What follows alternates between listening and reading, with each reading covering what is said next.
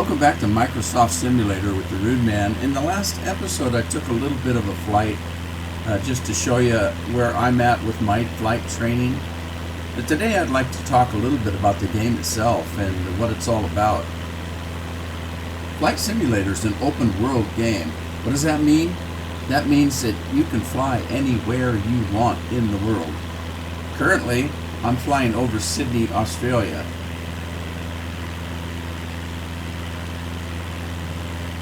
Isn't that beautiful?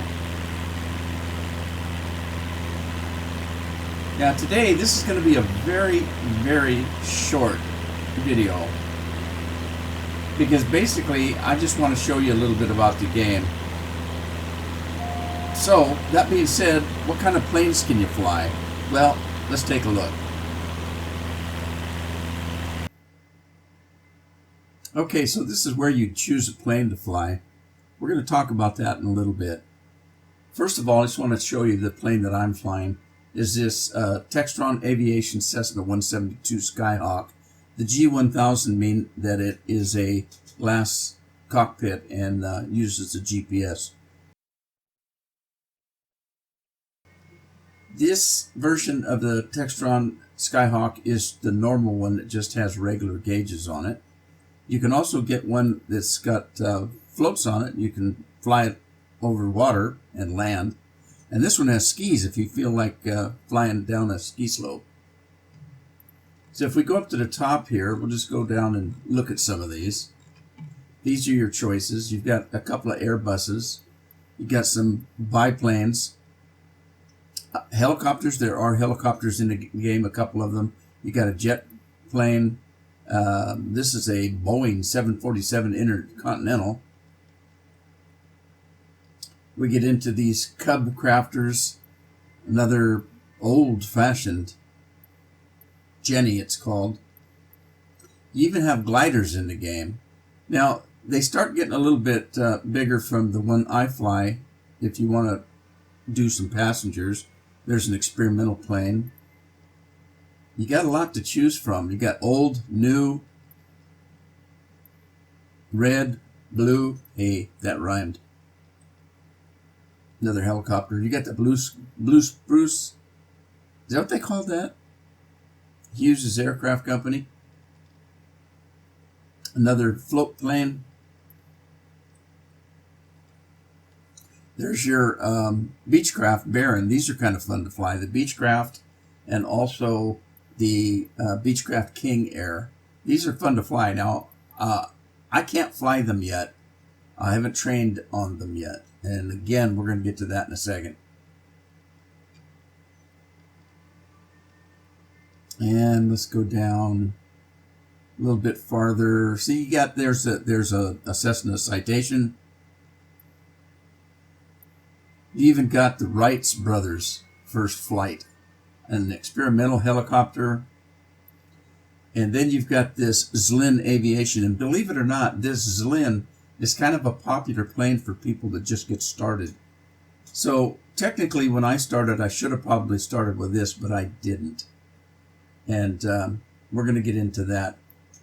Now that you've seen what kind of planes you can fly, I want to tell you two things. One, why I could never get started on this game, because if you remember in the last episode, I said I'd tried many, many times to get into the game, and I couldn't get the hang of it. I couldn't fly. I crashed. My main problem, and I'm not the only one, there's probably others that feel this way, they get into this game, and the first thing they want to do is they want to fly one of the big boys. One of the Airbuses or the Boeings. So, the problem is, I didn't know how to fly anything, not even a paper airplane. So I had to really get in and study to do that, and I didn't really get into it before. Let's take a look at this Airbus, and I'll show you what I'm talking about. So we're at SeaTac Airport in Seattle, and this is our Airbus, and we're going to take a look at it. This is the Airbus 320. And this is what we're looking at behind the cockpit. Now, remember when I said I wanted to get in and fly one of these before I even knew how to leave the ground? That was crazy. and it was frustrating. I couldn't fly it, no way, and I got very discouraged. Take a look at the cockpit. Do you see any knobs and buttons? Any at all? Any? There's your pilot seat. There's your co-pilot seat. You just got, that's not even all. Look at this up above. You've got all that to contend with.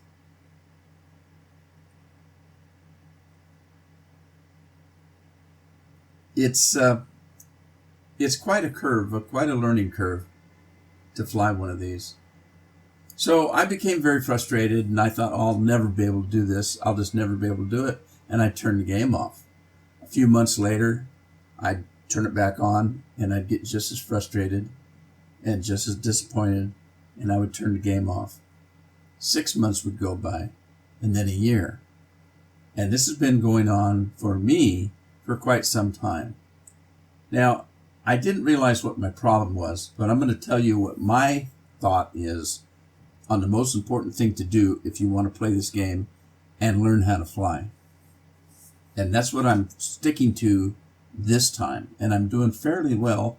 I mean, I had that flight in the last episode and I didn't crash, so that's a good start. Let me talk to you about what I think is the best thing to do to get started in this game.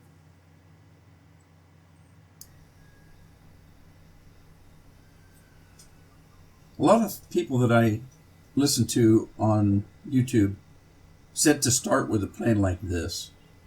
And the reason why is they're not too hard to fly and they're not too complicated. And the reason they suggest this plane is, if you look at it, it's very simple. You got some gauges, you've got a stick to steer with, you've got a throttle over here, and you've got some brakes and rudder pedals on the floor. And that's it. So it'd be a very easy plane to start with. Now, they call this a tail dragger because, as you notice, it's setting kind of up in the air. Once you get in the air, you'll level up and you'll be able to see a lot more. But I chose not to start with this plane. I wanted to start with one that's a little bit more, what would I say, sophisticated. And let me show you that one.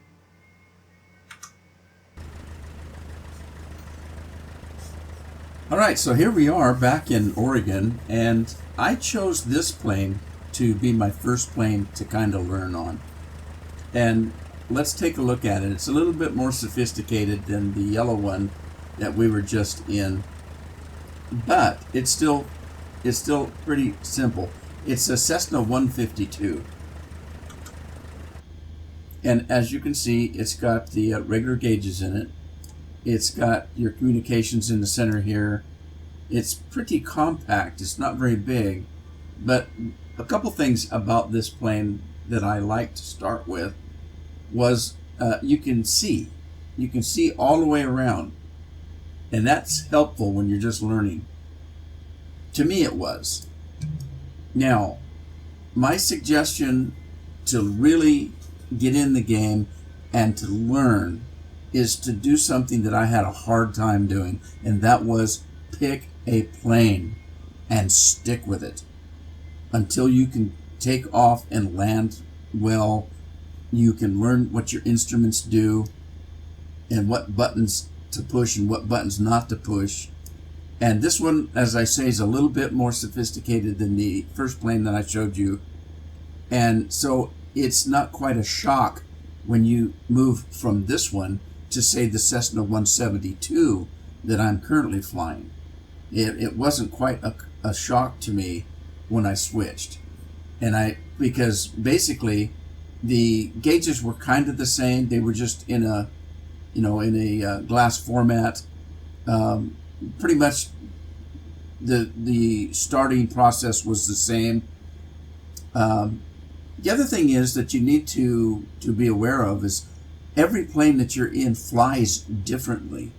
This one is a very easy plane to fly. As a matter of fact, I'll show you in a second, but when you take off with this 152, it literally will take off the runway for you. I mean, it's just ready to go.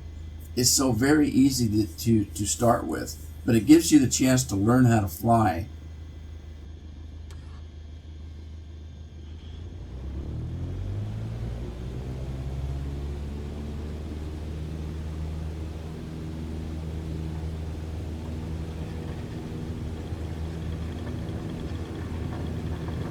Yeah, I'm not flying the plane.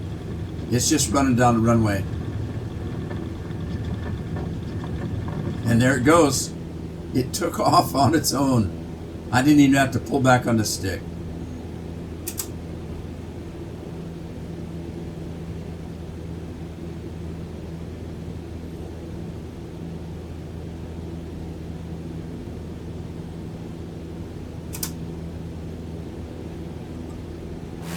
There you go.